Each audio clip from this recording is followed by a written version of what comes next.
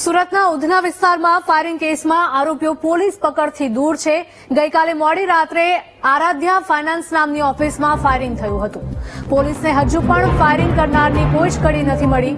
Aaradhya finance નામની પેઢી ચલાવનાર દીપક પવારની સઘન પૂછપરછ કરવામાં આવશે। દીપક પવાર વિરુદ્ધ નિવૃત્ત પોલીસકર્મીનો પુત્ર હોવાનું ખુલ્યું છે, ત્યારે દીપક પવાર આરાધ્યા ફાઇનાન્સના નામે વીસીનો ધંધો કરતો હોવાનો પણ ખુલાસો થયો છે। અંગત અદાવતમાં દીપક પવાર ઉપર ફાયરિંગ થયું હોવાની શક્યતાઓ છે। જોકે પોલીસે આસપાસના સીસીટીવી ફૂટેજના આધારે વધુ તપાસ હાથ ધરી છે।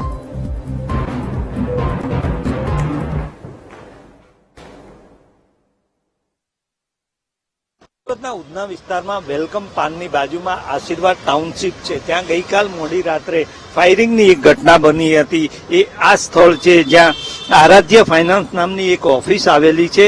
એમાં ઓફિસની અંદર જે દીપક પવાર નામની વ્યક્તિ બેઠી હતી એની ઉપર ફાયરિંગ કરવામાં આવ્યું હતું। 2 રાઉન્ડ ફાયરિંગની વાત છે। હાલ પોલીસનું કહેવું છે કે એક જ રાઉન્ડ ફાયરિંગ થયું હતું।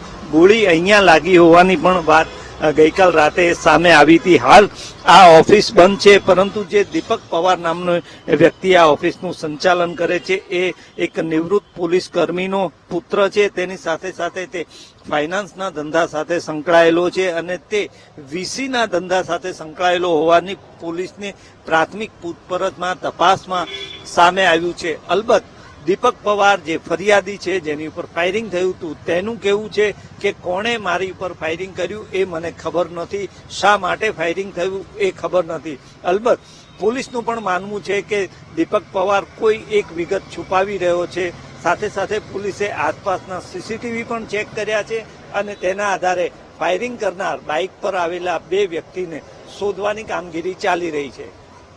કેમેરામેન સરજુ પારેખ સાથે શૈલેષ ત્રિવેદી, વીટીવી ન્યૂઝ, સુરત। સુરતના ઉધના વિસ્તારમાં ફાયરિંગ કેસના આરોપીઓ પોલીસ પકડથી હજુ પણ દૂર છે। ગઈ મોડી રાત્રે આરાધ્યા ફાઇનાન્સ નામની ઓફિસમાં ફાયરિંગ થયું હોવાનું સામે આવ્યું છે। પોલીસને હજુ પણ ફાયરિંગ કરનારની કોઈ જ કડી નથી મળી, ત્યારે આરાધ્યા ફાઇનાન્સ નામની પેઢી ચલાવનાર દીપક પવારની સઘન પૂછપરછ। દીપક પવાર નિવૃત્ત પોલીસકર્મીનો પુત્ર હોવાનું ખુલ્યું છે। તો દીપક પવાર આરાધ્યા ફાઇનાન્સના નામે વીસીનો ધંધો કરતા હોવાનો પણ ખુલાસો થયો છે, ત્યારે અંગત અદાવતમાં દીપક પવાર ઉપર ફાયરિંગ થયું હોવાની શક્યતા રહેલી છે। જોકે પોલીસે આસપાસના સીસીટીવી ફૂટેજના આધારે વધુ તપાસ હાથ ધરી છે।